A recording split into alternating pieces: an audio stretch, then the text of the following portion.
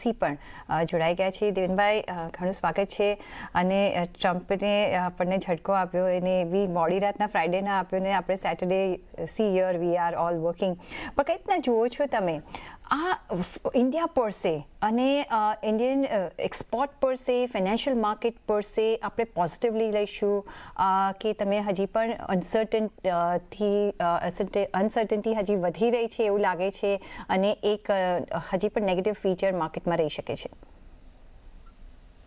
So I think if you carefully go through the note which has come up Supreme Court no order ની અમેરિકાની અંદર, સો એની અંદર એક વસ્તુ એવી ક્લેરિટી કહેવામાં આવી છે કે જે 1974 ના એગ્રીમેન્ટ પણ આઈઈપી એ કન્ટ્રીઝ સાથે જે એગ્રીમેન્ટ કર્યા હતા તેની અંદર જે ટેરિફનો રેટ હતો તે રેટ અત્યારની તારીખમાં કાઢી નાખવામાં આવ્યો છે અને રિસ્ટોર કર્યો ટ્રમ્પે 10% નાખીને, વિચ મીન્સ દેટ ધ કોર્ટે રૂલ આઉટ કર્યો કે આ ટેરિફ તમે નહીં ઇમ્પોઝ કરી શકો અને ટ્રમ્પે ઇમિડિયેટલી પોતાના પાવર વાપરીને 10%નો ટેરિફ રિસ્ટોર કરી નાખ્યો છે. સો એનો એક મિનિંગ એ થાય છે કે ટીલ યસ્ટરડે આપણે 18%ના રેટમાં હતા, today this has become 10%.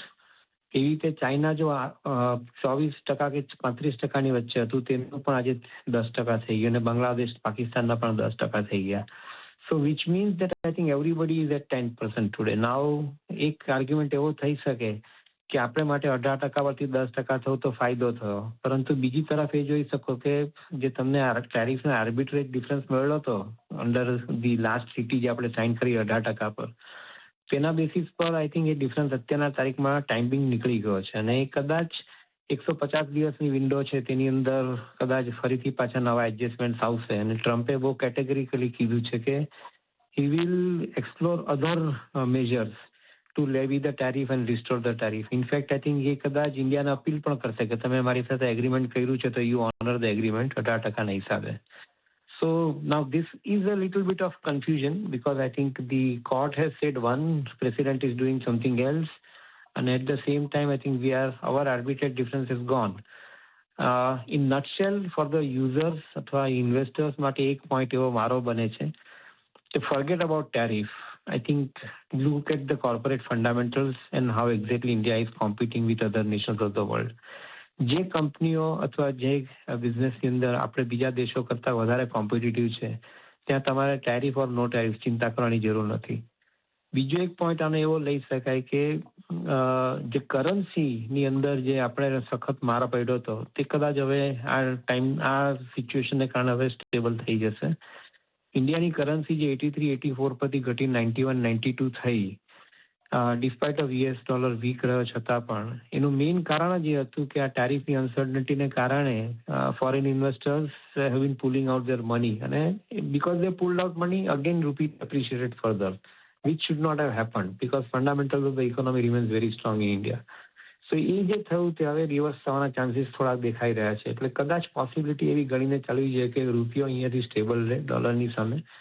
Additional પૈસા જે ઇન્ડિયાની ઇકોનોમીમાં આવવા જોઈએ તે આવવાના સ્ટાર્ટ થાય. ઇન્ડિયાની બજેટરી પોલિસીઝ અને જે એઆઈની અત્યારની જે સમિટ ગઈ એ બધું ઇન્ડિકેટ એવું કરે છે કે ઇન્ડિયામાં એડિશનલ ફંડ ફ્લો આવવાનો સ્ટાર્ટ થશે, કરન્સી સ્ટેબલ રહેશે. સો ઓવરઓલ આપણે માટે આપણા માર્કેટ માટે except the reaction to this particular thing on Monday, beyond that I don't see anything wrong. Reaction be કદાચ પોઝિટિવ આવી શકે માર્કેટમાં પણ એ કદાચ લાંબો ટાઈમ ટકે બી નહીં કારણ કે ટ્રમ્પ કદાચ એ ટાઈમની અંદર બીજા ટેરિફ લેવી કરવાનું એને ઓલરેડી સિગ્નલ આપી જ દીધું છે. So we will have to wait and see. I would think that let's not get confuse, stay calm. I think આખું ઇવેન્ટ સારી રીતે પ્લે આઉટ થઈ રહી છે and I think we are in a relatively better situation on every front એવું અમને લોકોને લાગે છે. ભાઈ, બે ક્વેશ્ચન્સ. આ જે સ્ટેપ લીધો છે એમાંથી FIIs now would they be more confident કે more induce towards coming to Indian માર્કેટ્સમાં? અને બીજો, ગોલ્ડ પર કઈ રીતના ઇફેક્ટ થઈ શકે છે આની? તો ફોરેન પોર્ટફોલિયો ઇન્વેસ્ટર્સ જે છે તે લોકોને માટે તો બહુ ક્લિયર સિગ્નલ છે કે ઇન્વેસ્ટ કરવું હોય તો ઇન્ડિયાની પોલિસી સૌથી બેસ્ટ પોલિસી છે. સો there is no doubt about investment. જે મેજર ચેલેન્જ હતી તે ટ્રેડર્સોની હતી, ફોરેન ટ્રેડર્સોની, કે જે લોકો રૂપિયો ઘટતો દેખાતો હતો એટલા માટે પૈસા જલ્દી કાઢીને લઈ ગયા અને they will further created the problem because જે લોકો પૈસા વિડ્રો કરીને લઈ ગયા તો રૂપિયો ફર્ધર ઘટ્યો. સો મારા હિસાબે જે પોર્ટફોલિયો ટ્રેડર્સ છે એને માટે કહેવાનું બહુ અઘરું છે કે એ લોકોને શું આર્બિટ્રેટ ડિફરન્સ બીજો દેખાય છે ઇન્ડિયામાં અત્યારના. મારા હિસાબે એ લોકોને કદાચ ઇમિડિયેટલી કોઈ મોમેન્ટમ બી નથી મળતું માર્કેટમાં, તો એ કદાચ નહીં પણ આવે, એટલો જલ્દી રિટર્ન નહીં બી થાય.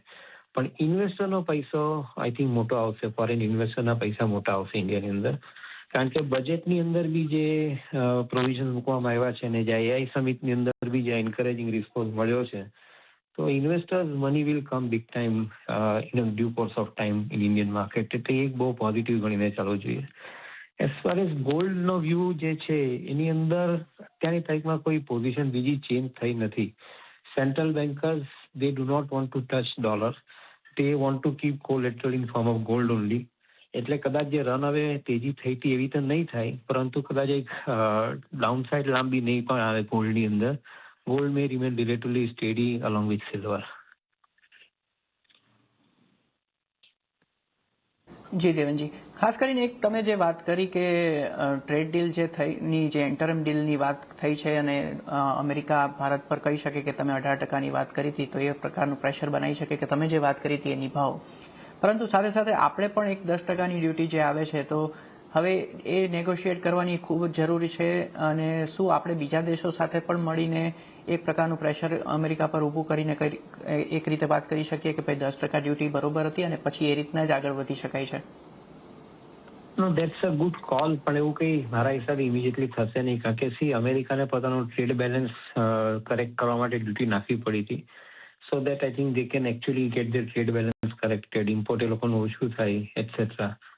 અને એ પોઝિશનમાં કોઈ બદલાવ નથી. એટલે સુપ્રીમ કોર્ટનો રૂલ આવવાથી અથવા રૂલિંગ આવવાથી પણ કોઈ અંદર ચેન્જ નથી. એટલે I don't think that I think એને માટે કોઈ નેગોશિએશન માટેનો આપણી પાસે સ્કોપ છે. ઓન ધ કોન્ટ્રી, જે રીતે ટ્રમ્પે થ્રેટ આપી છે કે હું બીજા મેજર્સ એક્સપ્લોર કરીશ અને હું ટેરિફ પાછી રિસ્ટોર કરીશ, એને કીધેલું જ છે ઓલરેડી આફ્ટર સુપ્રીમ કોર્ટના જજમેન્ટ પછી.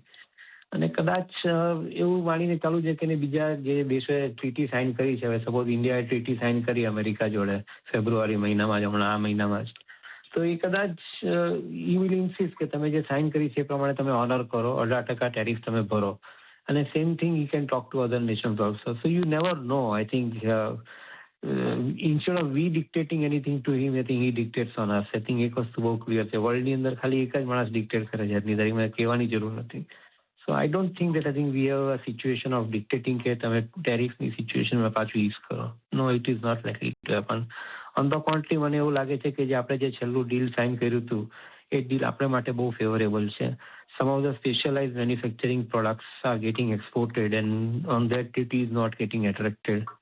અને આપણે ત્યાં આગળ બી I think they can export for those products which are not affecting us. So overall, I guess I think the things have remained very favorable for us up till now with the last agreement we have signed. Yes, Devanbhai, you rightly said that you can't, nobody can dictate him.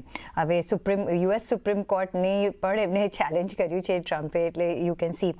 But તો ટ્રમ્પે જો if he's saying કે હું લેવી કરીશ જ આ tariff, what choices he has, what avenues he has, શું એ કોંગ્રેસ પાસે જશે અને ત્યાં મે બી એમને વોટિંગ મળે છે કે નહીં, સેનેટ પાસે કોઈ એમને એવા ઓપન અપ થઈ શકે છે, કઈ રીતના એ કરી શકે છે if he wants to do it?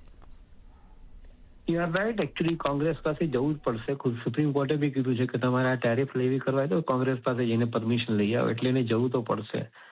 અને America know about it. I think he will be in a position to convince these people. So internally what we gather is that except the consumer, the manufacturers and the industries are very happy with Trump policy.